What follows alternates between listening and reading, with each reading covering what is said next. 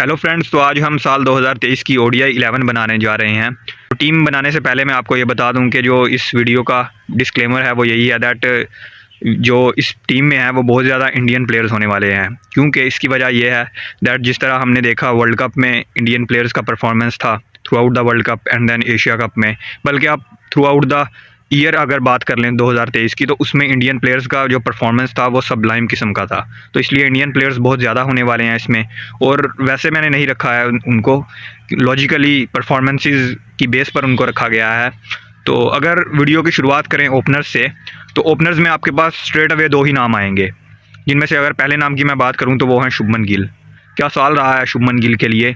अगर world cup को हम थोड़ा सा पीछे छोड़ दें, क्योंकि वर्ल्ड कप शायद जो एक्सपेक्टेशंस थी सभी एक्सपर्ट्स और सभी फैंस की उनसे, उसके जो बेस पर उनका परफॉर्मेंस नहीं निकल कर आया, बट फिर भी जो उनका थ्रू आउट द 2023 पूरे साल की हम बात करें तो उनका बहुत बेहतरीन परफॉर्मेंस था। 29 इनिंग्स में उनके नाम 1584 रन हैं with an sublime average of 63, तो 500 भी हैं उनके नाम। तो बहुत अच्छा साल रहा शुभमन गिल के लिए।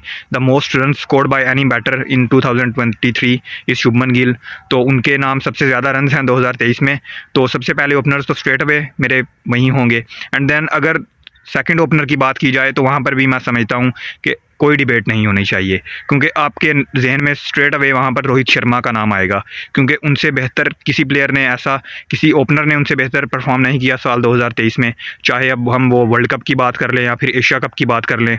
पर्टिकुलरली वर्ल्ड कप की अगर हम बात करें तो वर्ल्ड कप में जिस तरह से उन्होंने स्टार्ट्स दिए अपने, मैं समझता हूँ कि जो अपने इंडिविजुअल परफॉर्मेंसेस को एक साइड पर रख के जिस तरह टीम के लिए उन्होंने जो कंट्रीब्यूशंस दी, तो वो बहुत काबिल तारीफ़ थी। एडमायरेबल परफॉर्मेंसेस थी उनकी तरफ से। रोहित शर्मा के नाम भी 26 इनिंग्स में 1255 रन हैं विद एन एवरेज ऑफ 52, तो उनकी भी बहुत अच्छी एवरेज रही। तो उनके जो मतलब मुकाबले में ओपनर की बात करें तो वो कोई नहीं है। शायद आप प्रथम निशंका का नाम वहाँ पर ले सकते हो, लेकिन उनकी जो एवरेज है और स्ट्राइक रेट है वो रोहित शर्मा के कंपैरिजन में बहुत कम है।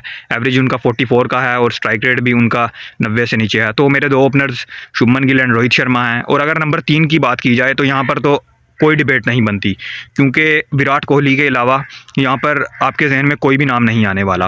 विराट कोहली के नाम 24 इनिंग्स में 1377 रन हैं, the second most run by any batter in 2023। तो एवरेज है उनका जो वो है बहुत बढ़िया है, 72 का एवरेज है उनका। और मोस्ट हंड्रेड्स भी हैं उनके नाम इन 2023। तो उनके नाम 6 हंड्रेड्स हैं और 72 का एवरेज है उनका। तो 3 नंबर पर स्ट्रेट अवे उनके साथ मैं जाऊंगा, क्योंकि जिस तरह से वर्ल्ड कप में उन्होंने परफॉर्म किया, वो player of the world cup भी रहे हैं 2023 के। तो 3 नंबर पर विराट कोहली नो डाउट। अगर 4 पर बात करें तो यहाँ पर शायद 3-4 नाम आपके जहन में आएंगे, जिनमें से डेरिल मिचेल, मोहम्मद रिजवान और एडन मार्करम हैं। तो इनमें से अगर तीनों में से चूज़ करना हो तो मैं तो डेरिल मिचेल को चूज़ करूँगा, क्योंकि जो इनकी अगर तीनों प्लेयर्स का जिनका नाम लिया मैंने, तो इनमें से अगर इनकी परफॉर्मेंसेस की बात की जाए, रन्स भी सिमिलर हैं बिल्कुल। डेरिल मिचेल के थोड़े से रन ज़्यादा हैं कंपैरेटिवली, 1204 रन हैं डेरिल मिचेल के नाम और एवरेज इनका 53 का है। और अगर हम मार्करम की बात करें तो उनके भी सिमिलर काइंड ऑफ रन हैं और एवरेज भी उनका सिमिलर है 52 का। स्ट्राइक रेट डेरिल मिचेल से ज़्यादा ज़रूर है। और मोहम्मद रिजवान की अगर बात की जाए तो उनका एवरेज इन दोनों से बेहतर है, 63 का एवरेज है और रन भी उनके 1000 से ऊपर हैं। यहाँ पर मैंने जो प्रायोरिटी दी है जिस प्लेयर को, वो है डेरिल मिचेल, क्योंकि उनका वर्ल्ड कप में तीनों प्लेयर्स में से बेस्ट परफॉर्मेंस निकल कर आया। तो इसलिए मैंने 4 नंबर पर डेरिल मिचेल को रखा है, क्योंकि उनका वर्ल्ड कप में नंबर 4 पर बेस्ट परफॉर्मेंस था। तो अगर नंबर 5 की बात की जाए तो यहाँ पर भी मुझे लगता है कि ज़्यादा डिबेट नहीं होनी चाहिए, क्योंकि नंबर 5 पर अगर हम through out all teams players की बात करें तो उन सब में से बेहतर परफॉर्मेंस रहा है वो है केएल राहुल का। 1060 रन हैं केएल राहुल के नाम और 66 का इनका एवरेज है। और बहुत आउटस्टैंडिंग परफॉर्मेंस दी इन्होंने भी नंबर 5 पर खेलते हुए, क्योंकि जिस तरह हमने देखा वर्ल्ड कप में इंडिया फंसता हुआ नज़र आया 1-2 मैचेस में, वहाँ पर केएल राहुल ने बेहतरीन बैटिंग की और नंबर 5 पर मेरे straight away KL Rahul choice होने वाले हैं। नंबर 6 की बात करें तो वहाँ पर भी मुझे लगता है बहुत ज़्यादा डिबेट नहीं होनी चाहिए, क्योंकि हेनरिक क्लासन से बेहतर वहाँ पर किसी प्लेयर का परफॉर्मेंस नहीं रहा है। क्योंकि नंबर 6 पर आप एक ऐसा बैटर सोचते हो जो कि फिनिशर भी हो और एवरेज भी जिसका ठीक ठाक हो, तो हेनरिक क्लासन के जो अलावा कोई प्लेयर आपके ज़हन में नहीं आना चाहिए, क्योंकि हेनरिक क्लासन के 927 रन हैं 22 इनिंग्स में इस साल और 40 का बेहतरीन का औसत है। नंबर 6 के किसी भी बैटर के लिए एक आइडियल ये एवरेज है। और मोस्ट इम्पोर्टेंटली जिसकी वजह से मैंने उनको नंबर 6 पर रखा है वो है उनका स्ट्राइक रेट। 140 का कमाल का स्ट्राइक रेट है उनका और 300 भी हैं उनके नाम इस साल में।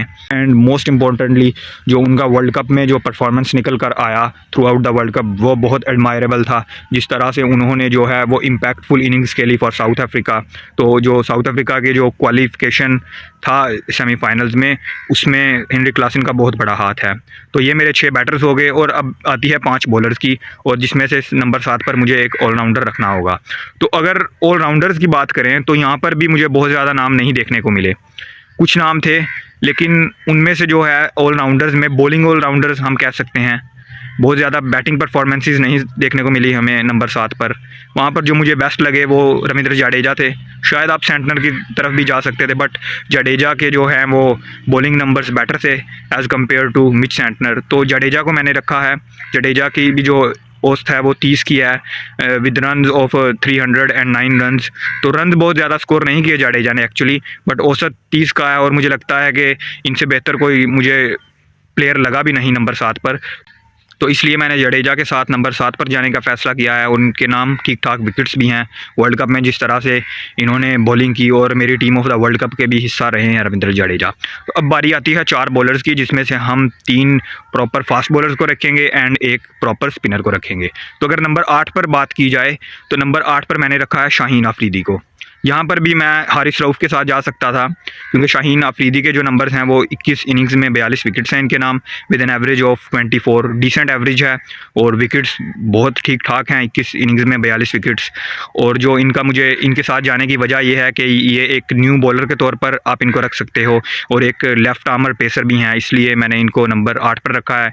यहाँ पर इनके जो मुझे लगता है मुकाबले में हारिस रऊफ़ के बारे में आप सोच सकते थे एंड दिलशान मधुशंका के बारे में भी आप सोच सकते थे, बट मैंने शाहीन शाह अफरीदी के साथ जाने का फ़ैसला किया है, क्योंकि मधुशंका की थोड़ी कम विकेट्स हैं इनसे और हारिस रऊफ़ जो हैं थोड़े ज़्यादा एक्सपेंसिव साबित हुए हैं इनके कंपैरिजन में। तो ये नंबर 8 हो गए मेरे। तो अगर नंबर 9 की बात की जाए तो वहाँ पर straight away I have gone with Mohammed Shami, क्योंकि जो उनका ये साल रहा है मैं समझता हूँ कि ओडीआई क्रिकेट में उनका बेस्ट साल रहा है। 19 इनिंग्स में 43 विकेट्स हैं उनकी और विद एन एक्सक्रिसिट एवरेज ऑफ 16, और मैं समझता हूँ कि बहुत बढ़िया उन्होंने वर्ल्ड कप में परफॉर्मेंस डिलीवर की फॉर इंडिया। जिस तरह से वो टॉप विकेट टेकर रहे for through out the world cup, और जिस तरह से वो पहले 5 मैचेस भी मिस किए फिर भी वो टॉप विकेट टेकर साबित हुए वर्ल्ड कप के। तो नंबर 9 पर स्ट्रेट अवे कोई यहाँ पर डिबेट नहीं होनी चाहिए मोहम्मद शामी के मुकाबले में, तो 9 पर शामी।